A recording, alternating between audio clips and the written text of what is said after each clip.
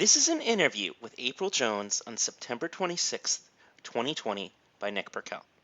Now, April, please give me an introduction on yourself. My name is April Jones, and I'm a filmmaker. I'm a musician, a painter, a skateboarder.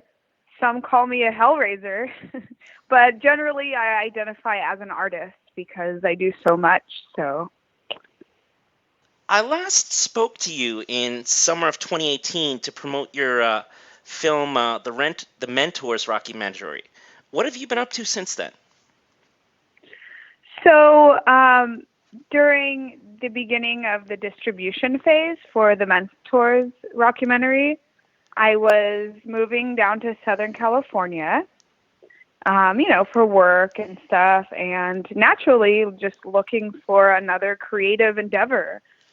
So every day I would write like concepts and ideas because I wanted to do like another documentary or rockumentary. So, I was thinking of all these bands I knew and like where the creativity can go. And then meanwhile, I'm a skateboarder, so I moved to San Pedro for this skate park called Channel Street Skatepark, and I thought it was going to be opened by the time I moved down here.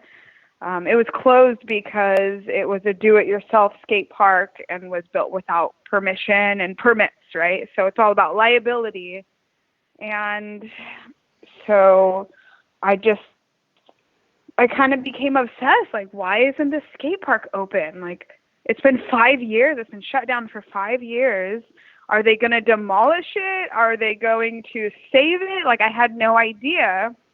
I started reaching out to the San Pedro Skate Park Association, who are the founders and who built the park. And they were kind of filling me in on all the legal stuff and telling me that the city was actually advocating for the skate park. And I'm like, no way. Like, you never really hear about that. So then something just clicked, like, oh, well, if the skateboarders and the city are working together to create some sort of, legal blueprint to legalize this DIY skate park, like that can come in useful, like maybe for other DIYs who need a little guidance to be saved. Like a lot of do-it-yourself skate parks get demolished because the city just simply doesn't know what to do. They're like, it's illegal, there's no permits, there's no liability insurance, like, just demolish it. So what kind of started as this skateboard advocacy, research project turned into a full-blown documentary. Now, how have things changed with being an independent journalist with everything going on this year? I've had more time to do some deep digging, honestly, just with quarantine and everything. I've been diving into the realm of finding out what other DIY skate park builders have done to work with their cities and to see what has helped them save the skate park. So it's diving into that skateboard advocacy realm of like, what did you do that helped you save that skate park? And what did you do? And I even talked to a lawyer that was a Burnside Skate Park's lawyer.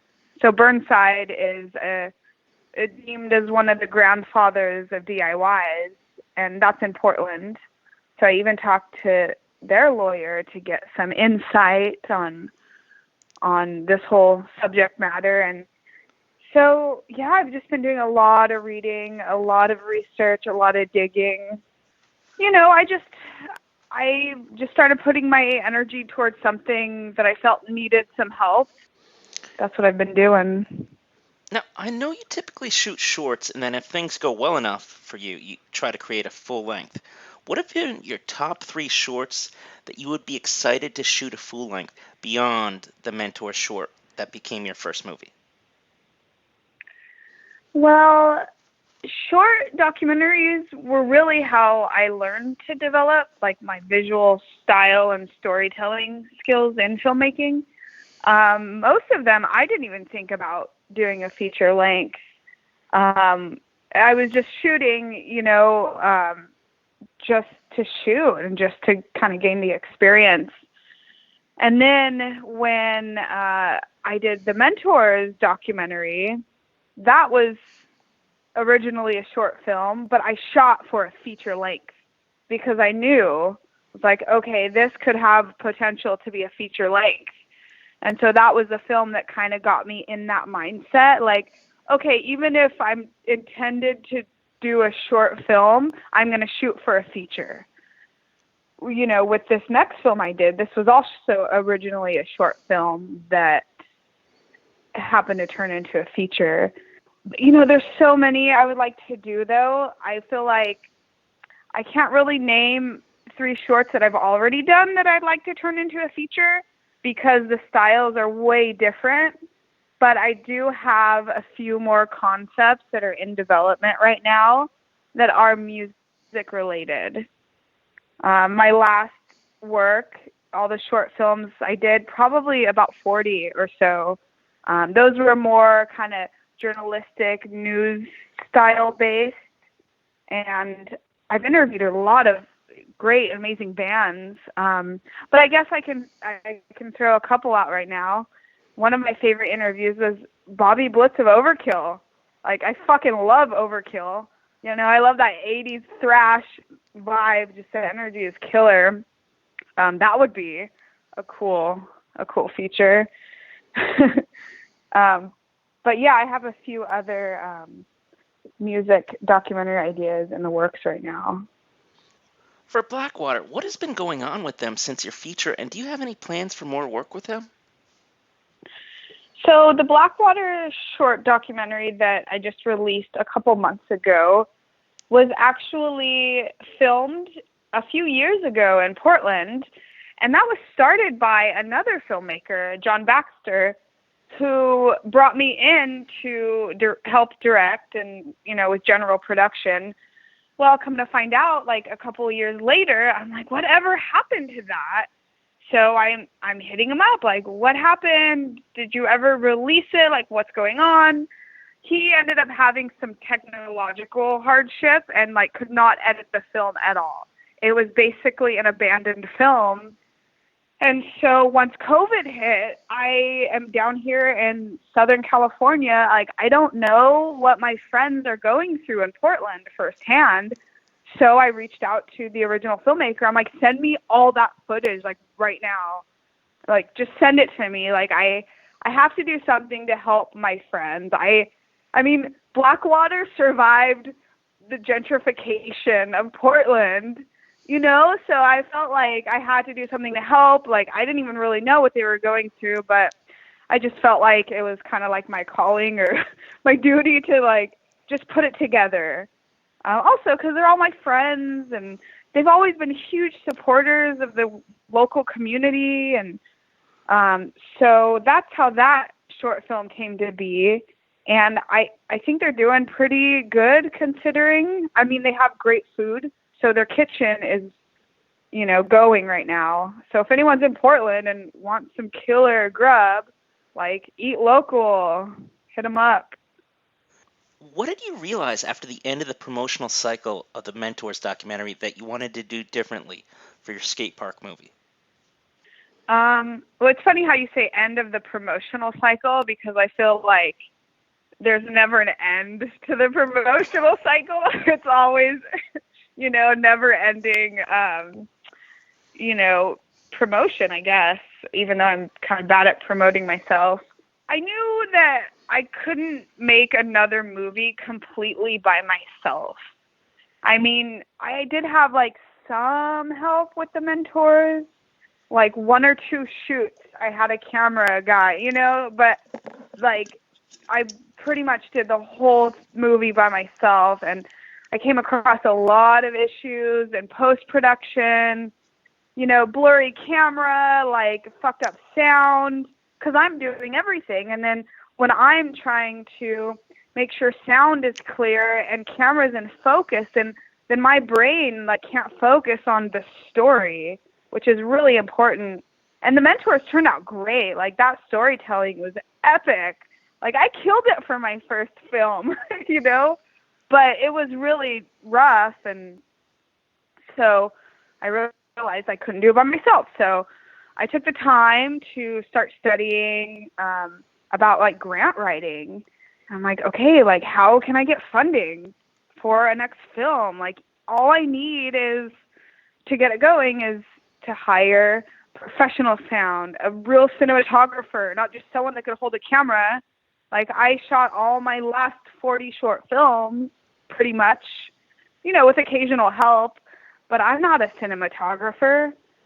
So I found this local nonprofit organization that helps independent filmmakers, and I worked on a treatment for 3 months every day during my lunch break at work. I would write and write and write and write and read and read and read and read. And I ended up winning this small grant for the film, and so I was able to hire a professional crew. And so that really, really helped the quality of the production, as well as just me being able to really dive into the storytelling and journalism of it all. Because, you know, this film, it dives into like the bureaucratic process, and I don't know anything about the law, like other than, you know, being arrested a couple times, but so, which is kind of cool because then it comes from someone, you know, with layman's terms or whatever. So, but also one big misconception about winning grants is you don't actually get to pay yourself. It's not allowed. So, which is fine. Like I make films for free for myself and the community. Like that's not even anything I've ever considered. But, you know, sometimes people don't know that. So I feel like it is good to know. Also, I work a day job 50 hours a week, also while producing, directing, and editing the film myself. So even though I have a pretty solid production crew, I am doing a lot of work by myself as well. Oh, and then I made the short film. And then Vans heard about it and hit me up to help with a feature length. So they are also a huge push for the feature length film, and I couldn't have done it without them either. So I'm very grateful to, you know, for what I have and what I'm able to give. When I think of a skateboarding film, I instantly think of 2005's Lords of Dogtown. Did that have any influence on you, or were there any other films that you felt like in a big way? That was a great movie.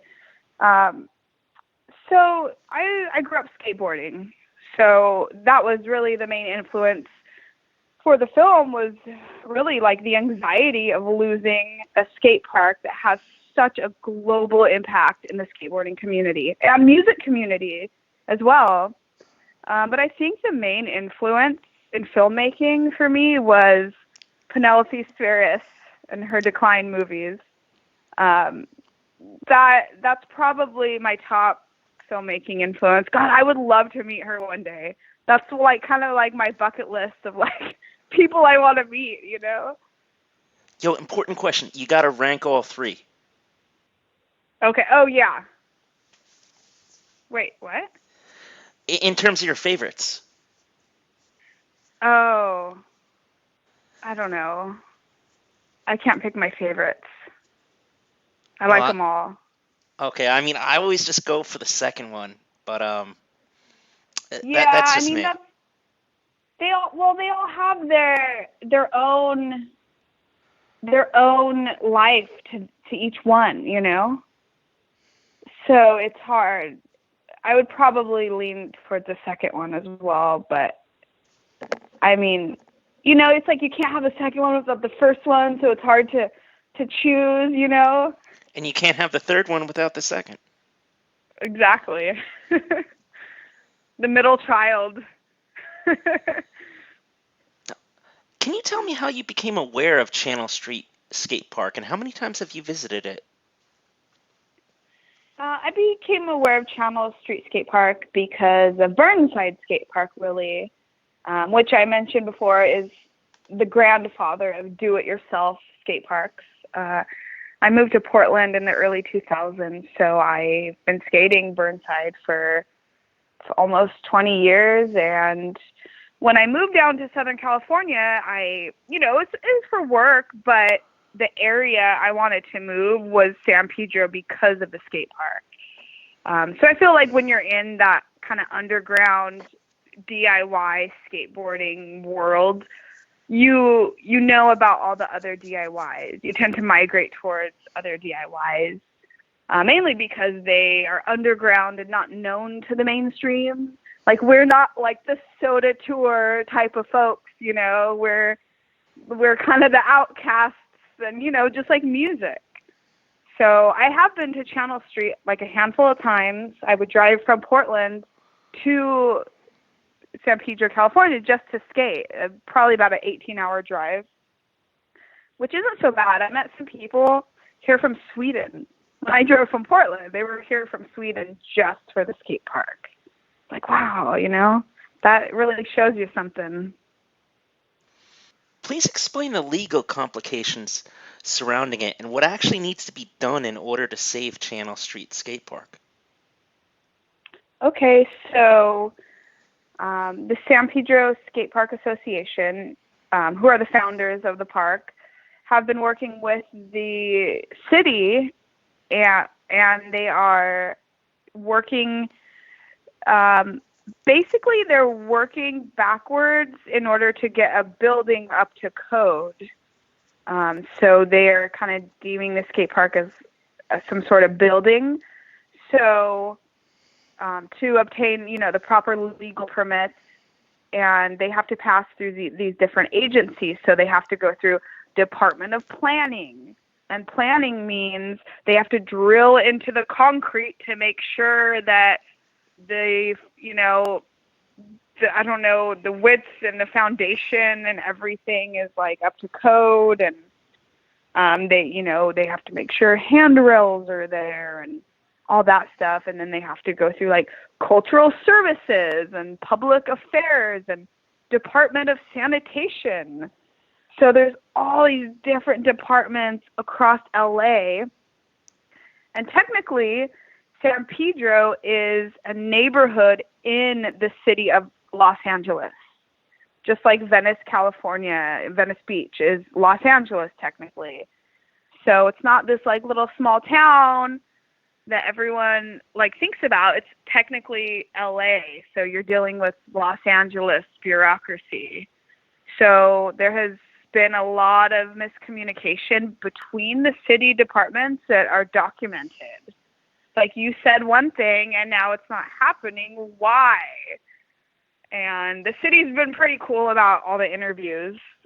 I'm trying to channel my inner Michael Moore, but I'm too nice. And of course they have the perfect answer for every, like, what the fuck is going on, guys? Give us our park back. When viewing the film, what portion of it evokes the most emotion in you? I think the bureaucratic web that the Channel Street Skate Park is in right now is horrific. It's so sad. The city keeps saying one thing, and then all of a sudden it's not true anymore. And these are like public announcements too. That's not just telling the skateboarders like, oh, you'll have your skate park back in a year. It's like a public announcement about having the skate park back in a year, or a public announcement about you can get in there and start building and you've been approved. And several months later, they're still locked out of the place. And it's just horrible. The miscommunication is horrific. And it's just sad down there. Like, what once was a thriving artistic spot under a bridge has now been overtaken by tweakers and drug addicts. And, those kids need their park back. And it's funny, I say kids, but they're not even kids anymore. They're all like grown-ups now. But the community needs what they think is best for the community. The community, we need to give more to the community and let the community decide what's best for them, not the cities, and this is a community-built skate park. So, I think that's the thing that evokes the most emotion, because it's just sad and it's a good thing. And even the city councilman used to bring his nephews down there. So they're all advocating for it. It's just stuck in this bureaucratic battle, and it's fucked. Almost 6 years now. The skate park was opened 14-something years ago with the public fight against COVID. How do you argue that this park should be kept open now? COVID has definitely postponed things, but things are still moving forward with the skate park legalities, despite the state of the world. But city-built skate parks are opening up everywhere right now. So that has to be a good sign for Channel Street. And actually, since COVID, the skateboard industry has boomed. Everyone and their kids and their mother are skateboarding. It's insane how much that, the COVID has turned people into, I wouldn't call them skateboarders, but want to be skateboarders. And also the mention of the Olympics with skateboarding in there now, it's booming. So that has to be a good thing for DIYs at least. Now, can you tell me about the songs on your Shoebox Jones demo, and will you be using any of those in the film?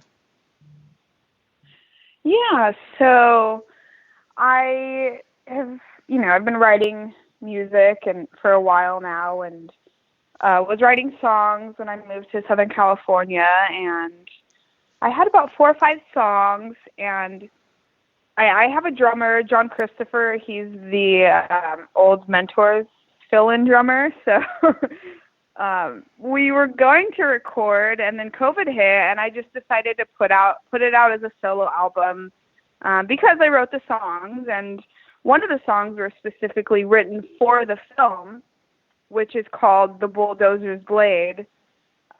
This is interesting. I wanted to get creative with it. I wrote the lyrics in the eyes of a bulldozer who is seeking out to destroy DIY skate parks. So that will support my upcoming film. There are a lot of really, really great bands that will support the film. Also, me having a music background, it's really important that the film does have a killer soundtrack. So all the bands are skate rock bands. Most of the bands are skate rock bands. A lot of them are from DIY skate parks, Marginal Way, Burnside, Channel Street, Washington Street. There is a huge musical component to the film as well. What's the absolute most amazing thing you have when it comes to something skateboarding related? The most absolute amazing thing that I have would probably be just the experience of being surrounded by the most incredible, artistic, creative, loyal culture and family ever. Like, all my skateboard friends are like family. And this, we support each other, and everyone's loyal, and I mean, not everyone, but I think that's probably the most amazing thing that I've gotten out of skateboarding. Do you have any interesting urban legends or ghost stories you'd like to share? Ooh. Well, I love reading about this type of stuff. I love fantasy, and then nonfiction.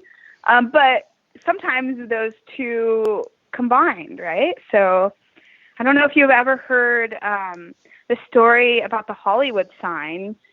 So the Hollywood sign used to be called Hollywood Land. And back in the day, this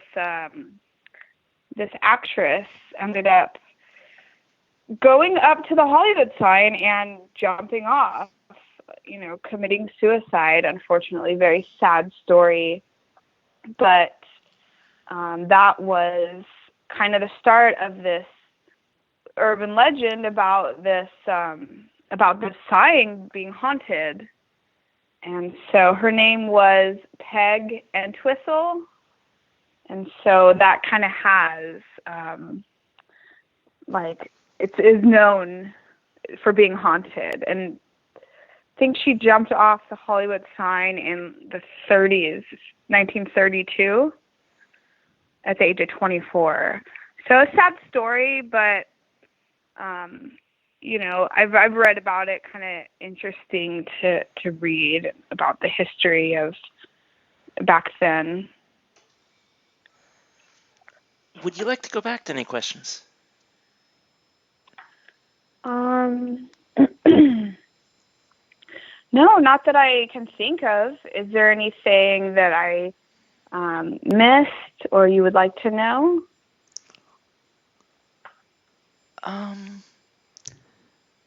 I guess maybe final words then? Okay.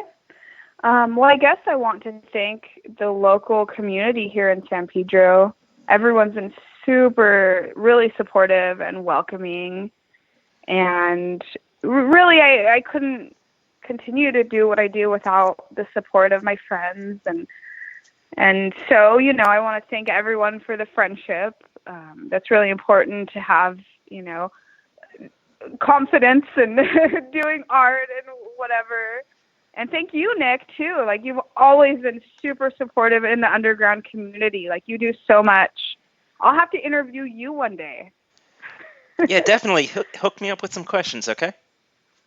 Yeah, I will. I'll throw some crazy wild ones out there, too, for you. Beyond ghost stories. Okay, awesome.